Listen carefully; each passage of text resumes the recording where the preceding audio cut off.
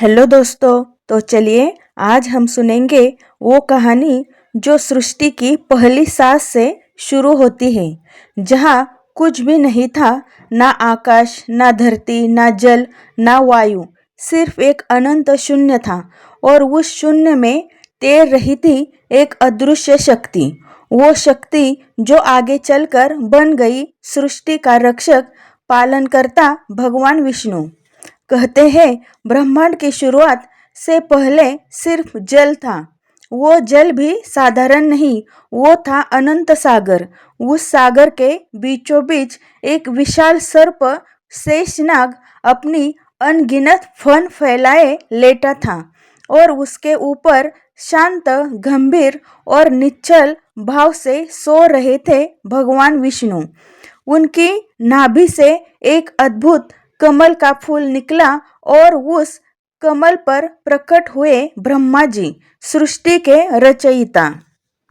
ब्रह्मा ने जब आंखें खोली तो चारों दिशाओं में फैला अंधकार ही दिखा। उन्होंने पूछा, मैं कौन हूँ और यह सब क्या है? तभी उस सागर से उठी एक दिव्य ध्वनि, तप करो ब्रह्मा, तप करो। और तभी ब्रह्मा को एहसास हुआ, कोई ऐसी शक्ति है जो इस सृष्टि से परे है। वो शक्ति है भगवान विष्णु, जो इस सृष्टि के हर अणु में समाई है। जब ब्रह्मा ने सृष्टि की रचना की और शिव ने संहार का दायित्व लिया, तो विष्णु ने अपने हाथों में सुदर्शन चक्र, शंख, गदा और पद्य धारण किया। वो बन गए संतुलन के प्रतीक। जब भी असुर शक्तियां हावी होती, जब भी धर्म डगमगाता, जब भी मनुष्य अधर्म के अंधकार में खो जाता, विष्णु अवतार लेकर पृथ्वी पर उतरते। उनका हर अवतार इस बात का संकेत था कि सृष्टि में जब जब अधर्म बढ़ेगा, तब तब मैं जन्म लूंगा धर्म की रक्षा के लिए। ब्रह्मा ने जब जीवों को रचा, तो उनके साथ ही असुर और देवता भी उत्पन्न हुए। असुरों ने अपनी शक्ति का दुरुपयोग किया, और धीरे धीरे ब्रह्मांड में असंतुलन फैलने लगा। वह समय था जब देवता भी भयभीत हो उठे। तब ब्रह्मा ने ध्यान लगाया विष्णु पर। विष्णु प्रकट हुए शांति की लहर के साथ। उनके आगमन से सृष्टि में स्थिरता आई, देवताओं के हृदय में विश्वास जगा, और ब्रह्मांड में पुनः जीवन की लय बहने लगी।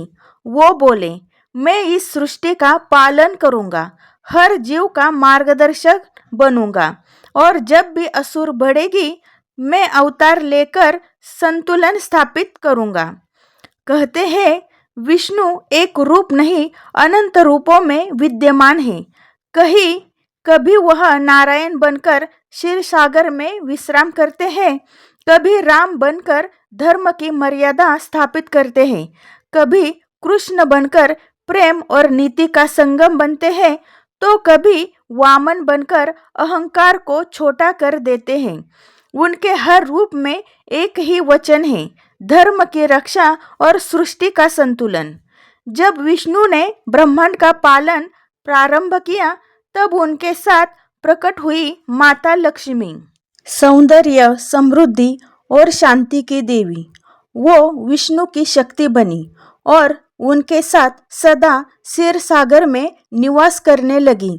जहाँ विष्णु है वहाँ लक्ष्मी है, क्योंकि बिना शक्ति के सृष्टि का संचालन संभव नहीं। विष्णु और लक्ष्मी का यह मिलन सृष्टि के ऊर्जा और संतुलन का प्रतीक है। एक बिना दूसरे अधूरा है। युग बीतते गए, असुर शक्तियां बढ़ती गई, देवता कमजोर पड़ गए, और मनुष्य में लोभ व अधर्म बढ़ गया। हर युग में विष्णु ने एक नया रूप लिया। मत्स्य, कूर्म, वराह, नरसिंह, वामन, परशुराम, राम, कृष्ण, बुद्ध और आगे आने वाला कल्कि। हर अवतार एक नई सीख था कि शक्ति का अर्थ केवल युद्ध नहीं, बल्कि संतुलन बनाए रखना है। विष्णु ने बार बार यह दिखाया कि प्रेम, नीति और विश्वासी सृष्टि के असली आधार है। जब भी देवता और असुर आमने सामने आए, जब भी कोई दैत्य ब्रह्मांड के नियमों को चुनौती देता, विष्णु वही उपस्थित रहे। कभी उन्होंने छल से, कभी नीति से, कभी प्रेम से, हर बार सृष्टि को विनाश से बचाया। उनका एक ही संकल्प था, सृष्टि चलती रहे, धर्म बना रहे और जीवन में संतुलन कभी न टूटे। कहते हैं विष्णु सिर्फ देवता नहीं, वो उस ऊर्जा का प्रतीक है जो हर इंसान के भीतर है। जब कोई इंसान दूसरों की मदद करता है, जब कोई अपनी शक्ति का उपयोग अच्छाई के लिए करता है, तो उसमें विष्णु तत्व प्रकट होता है। वो सिखाते हैं सृष्टि को बचाना सिर्फ देवताओं का काम नहीं, बल्कि हर जीव का धर्म है। वो कथा जिसमें विष्णु के एक कर्म ने पूरे ब्रह्मांड का संतुलन बदल दिया, वो कथा जिसमें भक्ति, शाप और पवित्र प्रेम तीनों का संगम हुआ, वो कथा जिसमें एक स्त्री की पवित्रता ने देवताओं को भी झुका दिया और जो अंत में बनी हर घर की तुलसी माता। हाँ दोस्तों, यही से आगे शुरू होती है तुलसी माता की कथा। लेकिन उससे पहले समझो विष्णु का वह एक निर्णय जो तुलसी के जीवन का केंद्र बन गया। एक ऐसा निर्णय जो देवत्व और मानवता दोनों के बीच का पुल बना। दोस्तों, पिछली कहानी में हमने सुना था कि कैसे सृष्टि के आरंभ में भगवान विष्णु ने ब्रह्मांड का संतुलन संभाला।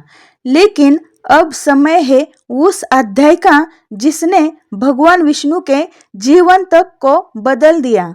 वो अध्याय जिसमें भक्ति और प्रेम इतने पवित्र थे कि आज भी हर घर में तुलसी माता का वास है। हाँ दोस्तों, आज हम सुनेंगे तुलसी माता की जन्म कथा और उनका दिव्य प्रेम। बहुत समय पहले पृथ्वी पर एक महान राजा हुआ, धर्मध्वज। वो विष्णु के परम भक्त थे और हमेशा भक्ति में लीन रहते थे, लेकिन उनके कोई संतान नहीं थी। एक दिन उन्होंने कठोर तपस्या की, केवल भगवान विष्णु के ध्यान में डूबकर। वर्षों की तपस्या के बाद विष्णु उनके सामने प्रकट हुए और बोले, राजन, तुम्हारी भक्ति से मैं प्रसन्न हूँ। तुम्हारे घर एक दिव्य कन्या जन्म लेगी जो स्वयं लक्ष्मी का अंश होगी। कुछ समय बाद रानी ने एक तेजस्वी कन्या को जन्म दिया। वो इतनी सुंदर थी कि उसके जन्म के साथ ही पूरा महल फूलों की सुगंध से भर गया। राजा ने उसका नाम रखा तुलसी। परंतु यह केवल एक जन्म नहीं था, यह एक पूर्ण जन्म था, क्योंकि तुलसी का असली स्वरूप देवी रुंदा था, जो पहले एक अप्सरा थी जिन्होंने भगवान विष्णु की कठोर तपस्या की थी। उनका जन्म इस पृथ्वी पर हुआ था धर्म और प्रेम के मिलन के लिए। बाल्यकाल से ही तुलसी के मन में भगवान विष्णु के लिए अटूट प्रेम था। वो दिन रात ओम नमो नारायणाय का जप करती, भोजन से पहले भगवान को भोग लगाती और यहाँ तक कि जल भी बिना उनका नाम लिए नहीं पीती। जब उनकी युवावस्था आई तो उनका तेज और भी बढ़ गया। हर कोई उनकी सुंदरता और भक्ति से मोहित था, पर तुलसी के हृदय में सिर्फ एक ही नाम था, नारायण। उनका यह प्रेम सांसारिक नहीं था, यह आत्मिक प्रेम था जो आत्मा से परमात्मा का मिलन चाहता था। एक दिन उन्होंने निश्चय किया, मैं उस पुरुष से विवाह करूंगी जो स्वयं विष्णु का स्वरूप हो।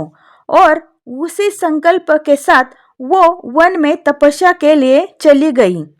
तुलसी ने अपने शरीर को तपस्या में झोंक दिया। पहले वो केवल फल खाकर, फिर पत्ते, फिर केवल जल और अंत में उन्होंने सिर्फ वायु पर जीवित रहना शुरू कर दिया।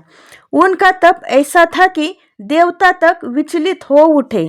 ब्रह्मा जी ने आकर कहा, पुत्री, तुम जो तप कर रही हो उसका फल तुम्हें अवश्य मिलेगा। एक ऐसा वर मिलेगा जो अद्वितीय, शक्तिशाली और परम भक्त होगा, और यही वरदान बना उनके भाग्य की शुरुआत और उनके जीवन का संघर्ष भी। उसी समय समुद्र के गर्भ से एक दिव्य शिशु जन्मा, जालंधर, जो वो था अत्यंत बलशाली, तेजस्वी और शिव के तेज से उत्पन्न। उसका जन्म समुद्र और भगवान शिव की शक्ति से हुआ था, इसलिए उसमें देवत्व और अहंकार दोनों थे। जालंधर बड़ा होकर देवताओं को चुनौती देने लगा। उसकी शक्ति इतनी थी कि देवता भी उससे डरते थे। ब्रह्मा ने कहा, जालंधर, तुम्हारी पत्नी तुलसी होगी जो तुम्हें अजेय बनाएगी। और इस प्रकार तुलसी और जालंधर का विवाह हुआ। तुलसी अपने पति को परम भक्त मानती थी। उनकी पवित्रता और सत्य निष्ठा के कारण जालंधर अजेय बन गया। तुलसी अपने पति के लिए अटूट निष्ठा रखती थी। उनके हृदय में प्रेम था, लेकिन वो प्रेम विष्णु से जुड़ा हुआ था। वो हर दिन अपने पति के कल्याण के लिए भगवान विष्णु की पूजा करती, क्योंकि उन्हें विश्वास था, जहाँ विष्णु है वहाँ धर्म है, और जहाँ धर्म है वहाँ मेरा पति सुरक्षित है। उनकी यह भक्ति इतनी गहरी थी कि जब तक वो पवित्र रही, कोई देवता जालंधर को परास्त नहीं कर सका। यहाँ तक कि भगवान शिव भी युद्ध में उसे नहीं हरा पाए। देवता भयभीत हो गए। उन्होंने विष्णु से कहा, प्रभु, जब तक तुलसी का पतिव्रत बल है, जालंधर अजेय रहेगा। कृपा कर कुछ कीजिए, नहीं तो अधर्म का अंधकार बढ़ जाएगा। विष्णु असमंजस में पड़ गए, क्योंकि तुलसी उनकी परम भक्त थी, लेकिन अगर सृष्टि को संतुलन में रखना था तो उन्हें निर्णय लेना था। वो जानते थे तुलसी का प्रेम पवित्र है, परंतु धर्म की रक्षा भी आवश्यक है। वो बोले, यदि धर्म को बचाना है तो मुझे स्वयं उसके जीवन में उतरना होगा। और यही से शुरू हुआ वो अध्याय जिसने विष्णु और तुलसी दोनों के भाग्य को बदल दिया। एक दिन जब जालंधर युद्ध में गया था, विष्णु ने जालंधर का रूप धारण कर तुलसी के सामने प्रकट हुए। तुलसी ने उन्हें अपने पति समझकर उनका स्वागत किया और उनके चरणों को धोकर पूजा की। जैसे ही उन्होंने विष्णु का स्पर्श किया, उनका पतिव्रत भंग हो गया और उसी क्षण युद्ध में जालंधर की मृत्यु हो गई। जब तुलसी को सच्चाई का पता चला तो वो टूट गई। उन्होंने देखा कि जिन विष्णु को वो परमात्मा मानती थी, वो ही आज उनके जीवन का सबसे बड़ा छल बन गए। आंखों में आंसू लिए तुलसी बोली, प्रभु, आपने धर्म के लिए मेरा जीवन तोड़ दिया, परंतु आपने एक भक्त का हृदय भी तोड़ दिया। मैं आपको शाप देती हूँ, जैसे आपने मेरे शरीर को छुआ वैसे ही आप पत्थर बन जाएंगे।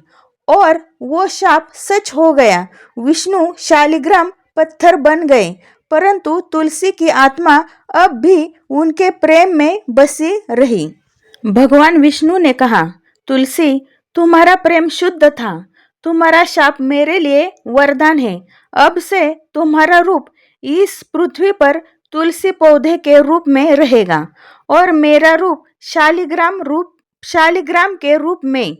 जब तक यह सृष्टि रहेगी, तुम्हें पूजे बिना मेरी पूजा अधूरी मानी जाएगी। और उसी क्षण तुलसी का शरीर एक पवित्र पौधे में बदल गया। उनकी सुगंध पूरे जग में फैल गई, जो अब हर मंदिर, हर घर में विराजमान है। हर वर्ष कार्तिक मास की एकादशी को तुलसी विवाह होता है।